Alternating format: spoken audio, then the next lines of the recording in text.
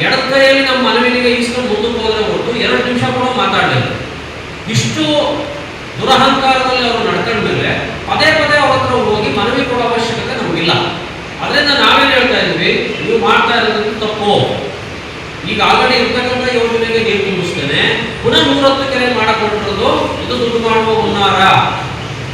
ನೀವು ಅದಕ್ಕೆ ಸ್ಪಷ್ಟನೆ ಕೊಡಿ ಫಸ್ಟು ಅಂತ ಹೇಳಿ ಕಪ್ಪು ಬಾವುಟ ಹಿಡಿತೀವಿ ಅಂತ ನಾವು ಒಂದು ಪ್ರೆಸ್ ಮೀಟ್ ಮಾಡಿ ಗುಂಡ್ಲುಪೇಟೆನಲ್ಲಿ ಕಪ್ಪು ಬಾವುಟ ಹಿಡಿಯೋದನ್ನು ಹೇಳಿದ್ವಿ. ಅದು ಹೇಳಿದ ತಕ್ಷಣ ಪೊಲೀಸ್ನವರಿಂದ ನಮಗೆ ಬೆದರಿಕೆ ಕರೆಗಳು ಬರಕ್ಕೆ ಶುರುವಾಗೋದು. ನಾವು ನಿಮ್ಮ ಮೇಲೆ ಇಲ್ಲ ಸಲ್ಲದ ಕೇಸ್ ಹಾಕ್ತೀವಿ, ನೀವು ಕಪ್ಪು ಬಾವುಟ ಹಿಡಿಯಕ್ಕೆ ನಾವು ಬಿಡಲ್ಲ ಅಂತಂದು.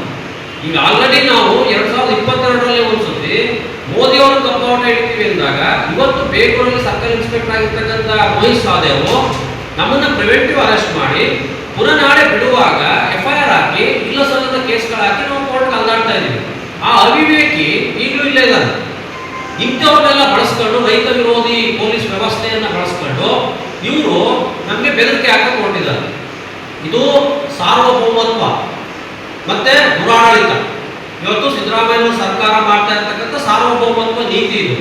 ಅಲ್ಲ ಸ್ವಾಮಿ, ನಾನು ಒಂದು ಆಧಾರ್ ಕಾರ್ಡಿಗೆ ಚೇಂಜ್ ಮಾಡಿ ಕೊಟ್ರೆ 15ರಿಂದ 20 ದಿನ ಆಯ್ತದೆ. ಆದ್ರೆ ವರುಣಾ ಕ್ಷೇತ್ರದಲ್ಲಿ ಮತದಾರನಾಗಿರ್ತಕ್ಕಂಥ ಒಬ್ಬ ಏಕಾಏಕಿ ಒಂದು ವಾರದಲ್ಲಿ ಬೆಂಗಳೂರು ಮತದಾರನ ಕನ್ವರ್ಟ್ ಆಗಿ ಗ್ರೇಟರ್ ಮೈಸೂರಿನ ಸದಸ್ಯನಾಗೋಯ್ತಾನೆ. ಅದೇ ಒಂಥರ ಮ್ಯಾಜಿಕ್ ಅದು. ಯಾವತ್ತೂ ಸಿದ್ದರಾಮಯ್ಯನವರು ವಂಶ ಪಾರಂಪರ್ಯ ರಾಜಕಾರಣದ ಬಗ್ಗೆ ಮಾತಾಡ್ತಕ್ಕಂಥವ್ರು ಇದನ್ನ ಹೆಂಗ್ ಮಾಡ್ತಾ ಇದ್ದಾರೆ? ನೀವು ನೀರು ತುಂಬಿಸ್ತೀವಿ ಅಂತ ಶಂಕುಸ್ಥಾಪನೆ ಮಾಡ್ತೀವಿ ಅಂತ ಒಂದು ಕಾರ್ಯಕ್ರಮ ಹಾಕೊಂಡಿರೋದು. ಇದು ಇಂಜಿನಿಯರ್ಗಳಿಗೆ ಮತ್ತೆ ಕಾಂಟ್ರಾಕ್ಟ್ಗಳಿಗೆ ದುಡ್ಡು ಕೊಡ್ತಕ್ಕಂಥ ದಂಧೆ, ಅಥವಾ ನೀವು ಮುಂದಿನ ಎಲೆಕ್ಷನ್ಗೆ ದುಡ್ಡು ಮಾಡ್ಕೊಳ್ತಕ್ಕಂಥ ಹುನ್ನಾರ ಅಂತ ನಾವು ಆರೋಪ ಮಾಡ್ತಾ ಇದ್ದೀವಿ.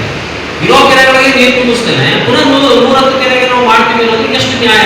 ಅಲ್ಲಿಗೆ ನೀರು ಬರ್ತದೆ, ಕಾಮಗಾರಿ ಮಾಡೋ ಕೆಲಸ ಮಾತ್ರ ನೀವು ಮಾಡ್ತಾ ಇದ್ದೀರಿ ಅಂತ ನಾವು ಹೇಳಿದ್ವಿ. ಇದನ್ನ ಯಾಕೆ ರೀತಿ ಮಾಡ್ತಾ ಇದ್ರಿ? ಇಲ್ಲ, ನಾವು ಸರಿಯಾದ ರೀತಿಯಲ್ಲಿ ಕ್ರಮಬದ್ಧವಾಗಿ ನೀರು ತುಂಬಿಸೋದ್ರಿಂದ ಉಸ್ತುವಾರಿ ಸಚಿವರು ಹೇಳ್ಬೋದಾಗಿತ್ತು. ಅವರಾಗಲಿ ಜಿಲ್ಲಾಡಳಿತ ಆಗಲಿ ಇದ್ರ ಬಗ್ಗೆ ಯಾವುದೇ ಚಕಾರ ಬಂದಿದೆ ಎತ್ತಿಲ್ಲ, ಏನು ಮಾತಾಡಿಲ್ಲ. ಅವರು CM ಬರ್ತಾ ಇದ್ದಾರೆ, ನಾವು ಕರ್ಸಿದ ಮುಂದಿಗೆ ಕೇಳ್ತೀವಿ ಏನಾಗಿದೆ ಅಂತ, ನಾವು ಎಕ್ಸ್ಪ್ಲೇಷನ್ ಕೊಡ್ತೀವಿ ಅಂತ ಹೇಳಲೇ ಇಲ್ಲ. ಮತ್ತೆ ನಾವು ಆಲ್ರೆಡಿ ಮೊದಲೊಂದು ಸತಿ CM ಸಿದ್ದರಾಮಯ್ಯ ಅವರು ಇಲ್ಲಿ ಬಂದಾಗ ಮೊದಲನೇ ಸತಿ ನಾವು ಅವ್ರಿಗೆ ಮನವಿ ಕೊಟ್ಟಾಗ ಕಸದ ಬುಟ್ಟಿಗೆ ಇಟ್ಬಿಟ್ಟು ಹೋಗಿದ್ವಿ. ತಮ್ಮ ಎಲ್ಲಾ ಪತ್ರಕರ್ತರ ಮಿತ್ರರಿಗೂ ಗೊತ್ತಿದೆ. ಕಸದ ಬುಟ್ಟಿಗೆ ಇಟ್ಟಿದ್ದು, ಪುನಃ ಅದು ವಾಕಿಂಗ್ ಹೋದವ್ರು ಸಿಕ್ಕಿದ್ದು, ಪುನಃ ನಾವು ತಗೊಂಡು ಉಸ್ತುವಾರಿ ಸಚಿವರಿಗೆ ಗೆಲುವು ಕೂಡ ಆಗಿದ್ವಿ. ಕೆರೆಗಳಿಗೆ ನೀರು ತುಂಬಿಸೋ ಯೋಜನೆಯಿಂದ ಜಾರಿಗೊಳಿಸಿದ್ದು ಸರ್ಕಾರ. ಅದರಂತೆ ಮೊದಲನೇ ಹಂತ ತುಂಬಿಸೋದು, ಎರಡನೇ ತುಂಬಿಸೋದು, 3 ತುಂಬಿಸೋದು, ಈ ರೀತಿ ನಡೀತಾ ಇತ್ತು. ಹಂತಕ್ಕೂ ಕೂಡ ಒಂದೇ ಸತಿ ನೀರನ್ನು ಇವರು ತುಂಬಿಸಿಲ್ಲ. ಮಾತ್ರ ಲಿಫ್ಟ್ ಮಾಡಲಿಕ್ಕೆ ಅವಕಾಶ ಇದೆ ಅಂತ ಹೇಳ್ತಾರೆ. ಯಾವ ಸತಿ ನಾವು ಪ್ರತಿಭಟನೆ ಮಾಡ್ತೀವಿ?